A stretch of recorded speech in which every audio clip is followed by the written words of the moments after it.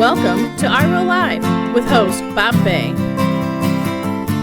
God gave us a chooser when He created us. He gave us the ability to choose. He gave us that ability because love can only be expressed through a choice. God said, there's no greater love than this, that a man lay down his life for a friend. That's a choice.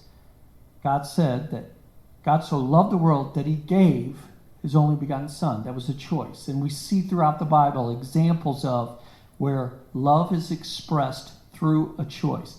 Apart from a choice, you cannot express love. God is love, but He expresses it through the choices that He makes. And so He gave us that ability, and the choice that He gave was, you can eat of all the trees in the garden, but don't eat of this tree, the tree of the knowledge of good and evil. And I thought, why in the world would He put that tree there? I know we had to have a choice, but couldn't there be another way?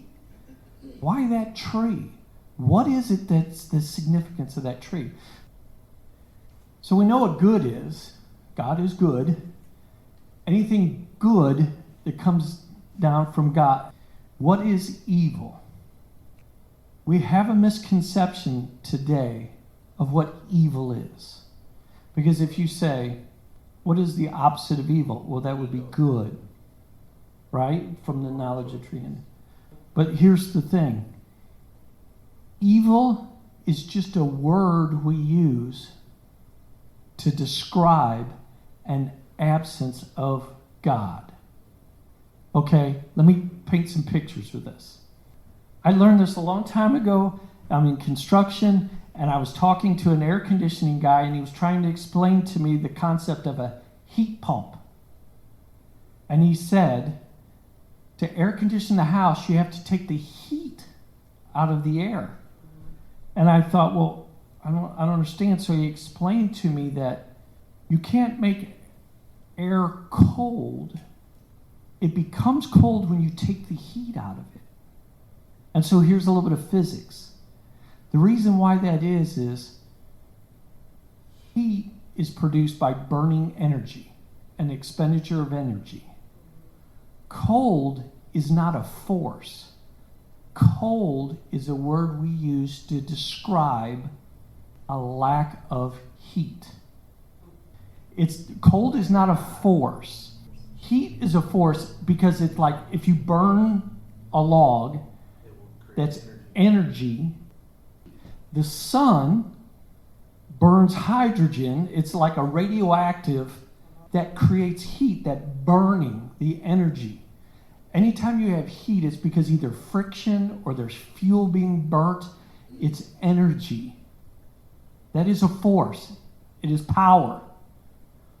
Cold is just an absence of heat.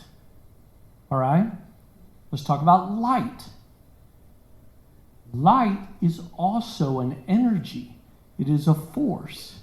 Light is created when you burn something, create heat. The sun creates light.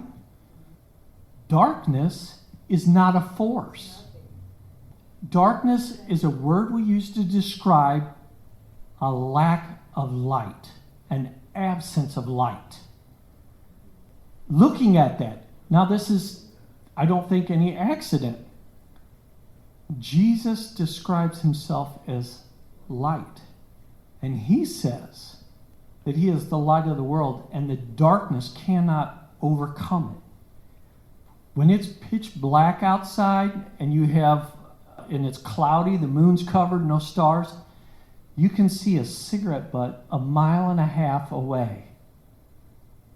That light from a cigarette, you can see it for 1.5 miles. Because darkness is not a power, it's an absence of light. So as soon as you add light as a power, it dispels the dark. Suddenly you've added the force of light, so darkness no longer exists in that situation. God describes Himself and Jesus as light. He is the light of the world. But now, cold is not a force, remember. It's an absence of heat. But if you go to the Antarctic and it's 50 below Fahrenheit, it will feel like a force because it will take the heat out of you and you will freeze to death because it will try and equalize. It will draw the heat out of you.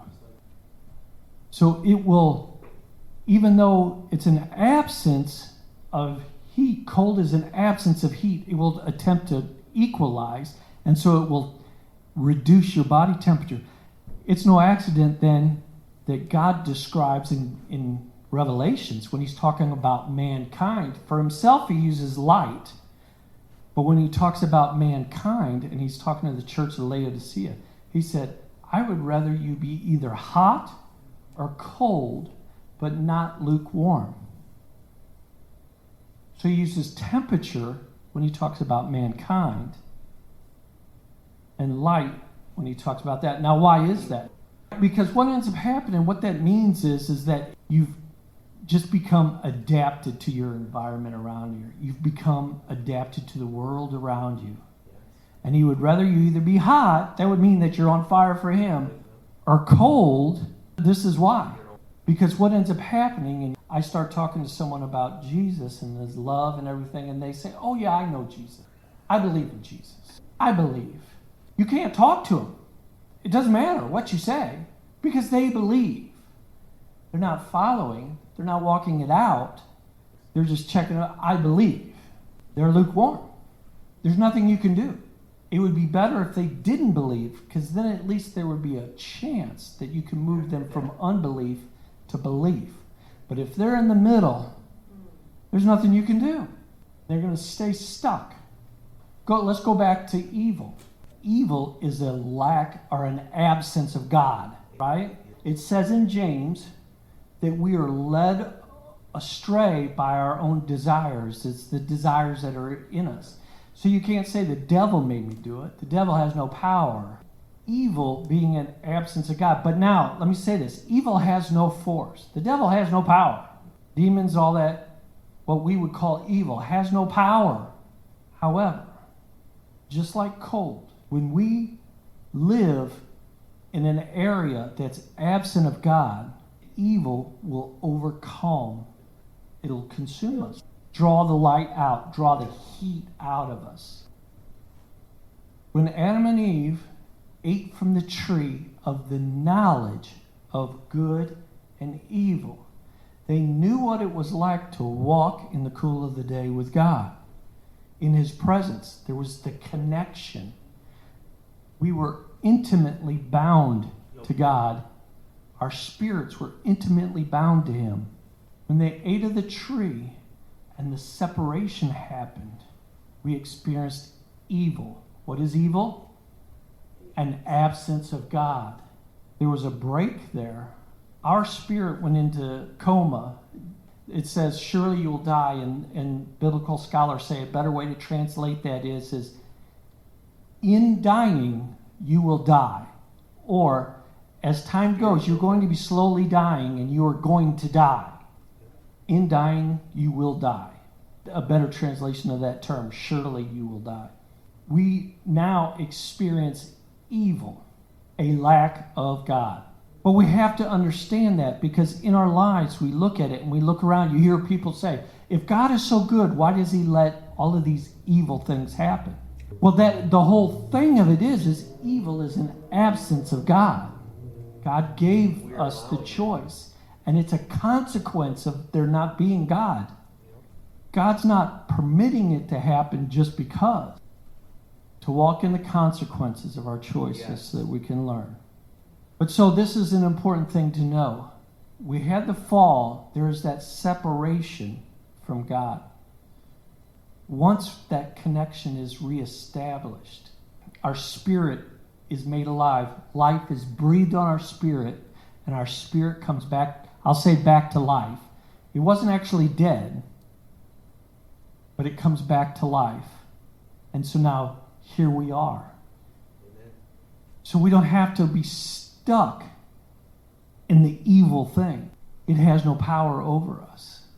What is happening is we are trying to meet our own needs, like what we talked about, those desires we have inside of us, from the time we're growing up and we're trying to meet our needs in the way that the only way we know how. So we have these needs, and so let me picture it. So you see that child, you go to Walmart, and there's a 5-year-old who wants a toy, and let's back it up. There's a 3-year-old who wants a toy, and he really wants that toy. All he knows is, he doesn't consciously think this through, but this 3-year-old is thinking, this would be so awesome to have this toy. This would make me feel good. He wants this toy because without being able to express it, he understands that he wants it because of the feeling it will give him. He pictures and he imagines playing with the toy or whatever it may be for whatever thing. And so he does that. The mom who's there with this 3-year-old doesn't have the money to pay for that toy. Knows, you know what, we really can't afford that toy. And little Johnny has a whole toy box full of toys at home. He doesn't need that toy. And so the mom says, no, Johnny, you're not getting that toy. But little Johnny just really wants that toy. And he's starting to make a scene. So this poor mom or dad, I'm not trying to single out moms, or dad, starts getting embarrassed. So in order to avoid the embarrassment and everything, they get that toy and says, okay, if you be good for the rest of the time we're in the store and you listen to me, I'll get you that toy. Okay, so Johnny gets the toy and goes on. And little Johnny is so happy, gets to play with that toy for about 15 minutes, and then by the time they get home, that toy's lost all of its, and it's time for a new toy. Now, listen, we do things, okay? I'm not trying to rip on parents. I'm just giving you an example of what happens. So now fast forward, and Johnny's 8 years old, and he wants the new video game. And mom says no.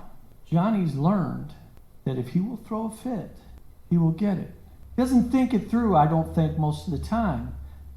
What actually most of the time ends up happening is Johnny is in utter distress, because if he could just get that game, it would make him feel so much better, and everything would be better. And if the mom really understood how great it would be if he had that game, surely she would let him have it, because he really needs it.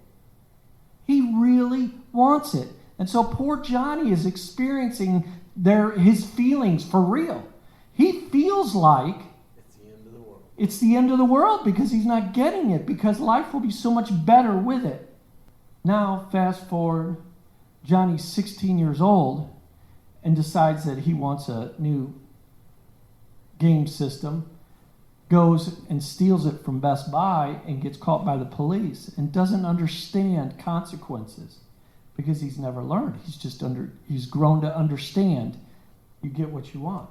Now, I know that's an exaggerated thing, but listen, that plays out in each of our lives. That's a system of coping skills. How do you cope with life? Well, this is how. And so people look at people who are heroin addicts or alcoholics or any kind of substance abuse, and they look at it and they think, why can't they stop? Don't they understand the craziness? Don't they see what's happening? Why can't they stop?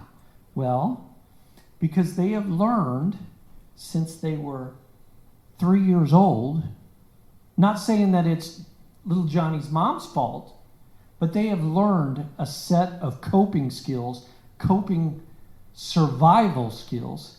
They used those survival skills up till they got till about 8 years old, and then they stopped working, so they began to use other survival skills along that, and then they got up to be a teenager, and they stopped working, and they're feeling all of their teenager hormones and craziness and goofy chemicals being produced in their brain, and they don't know how to handle it, and they don't know how to process their feelings, and they don't know how to process the thing of living in just for today. They don't understand delayed gratification. They don't understand all of this stuff because they've never learned it.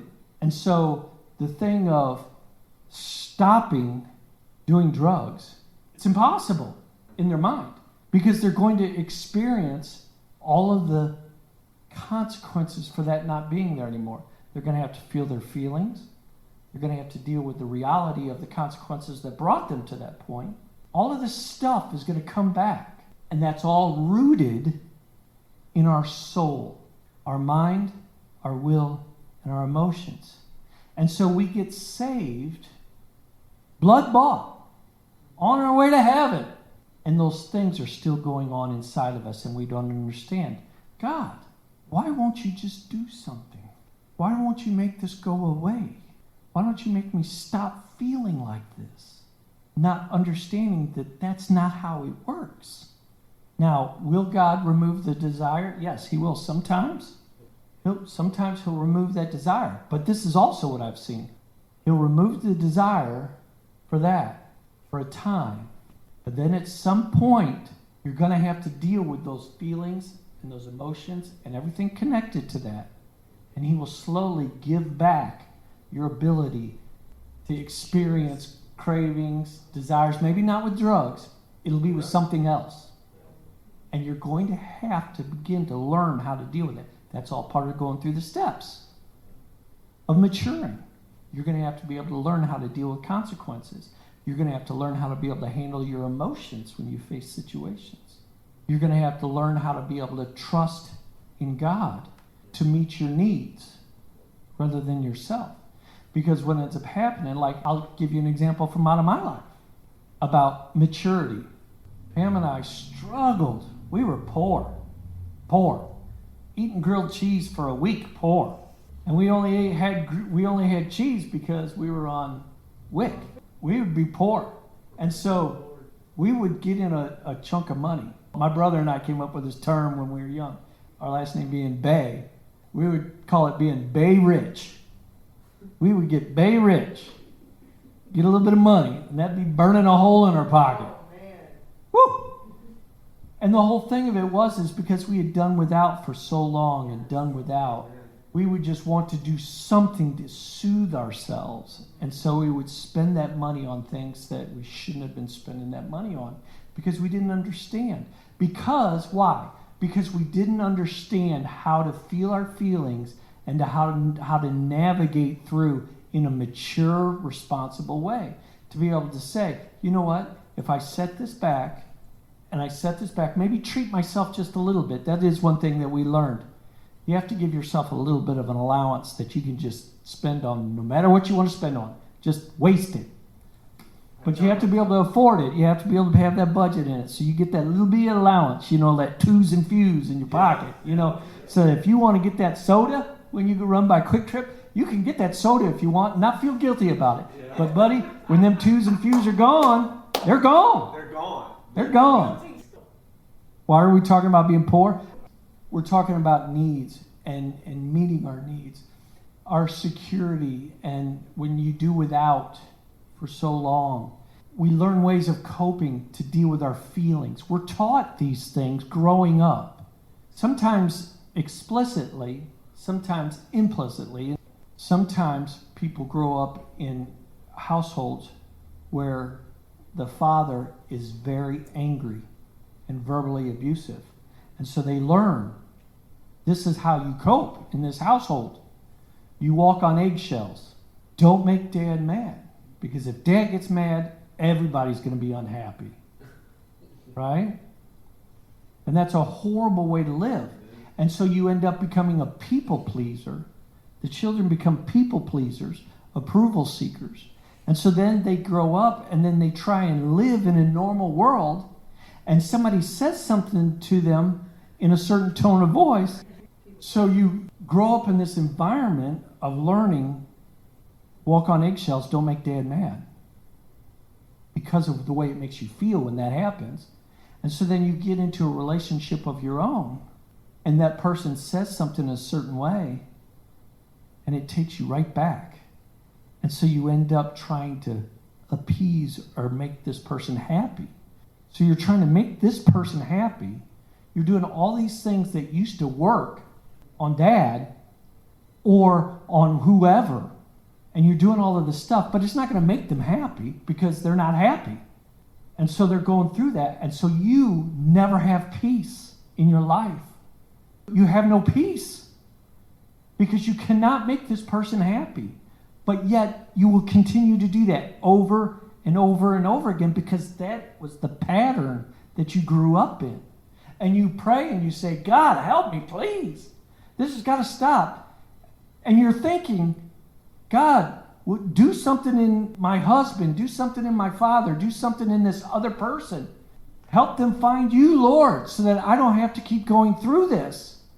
But the problem is not them. I mean, that they may be the problem, but it's what's going on inside of you that's really your problem. And maybe because of that and the fear of rejection, you can't divorce a parent. This is the crazy thing. They say kids are resilient. And they are. Kids are resilient. They're very fragile. And so what ends up happening is you have a parent, especially fathers with daughters. I'm a father of daughters. And I'm so thankful that God began to talk to me about this when my girls were very young so that I could learn. Because part of the reason why I know about angry fathers is because I was one. And I could see the look on my daughter's face. And I could see what would happen. We have to come to the point where we can rely and trust in God. And everything inside us has learned not to. Either totally to depend on ourselves, or if we've been taken care of all of our lives, look to other people to take care of us. To find our happiness in other people. To find our fulfillment and satisfaction in other people. And none of that will work. None of that will bring us true happiness. It's one of the things we desperately need when it comes to significance and it comes to relationships. One of the things we desperately need is to be able to experience love, and unconditional love. And what I mean by that is not unconditional in that we can do whatever we want and somebody has to love us. That's not right. The unconditional love that we are loved just because we exist. We all need that. We all need to be accepted right where we're at with who we are, to be able to say, I love you no matter what. We need that. For guys, it often plays out in that we experience that through respect. For ladies, it often comes through experiencing affection. Not just physical affection, but emotional affection and love that way. For guys, a lot of times it's in respect. We want to be respected for who we are, not who we should be, not who people think we should be or think who we are. We just want to be valued for who we are as a human being. When God is not in the equation and it's up to our soul, our mind, our will, and our emotions, we will try and meet that need in so many ways. Thanks for listening. Please comment and subscribe for upcoming podcasts. To order your copy of My Real Life, go to the Take Action page at our website, reallifeministries-stl.com, or go to Real Life Ministries STL on Facebook.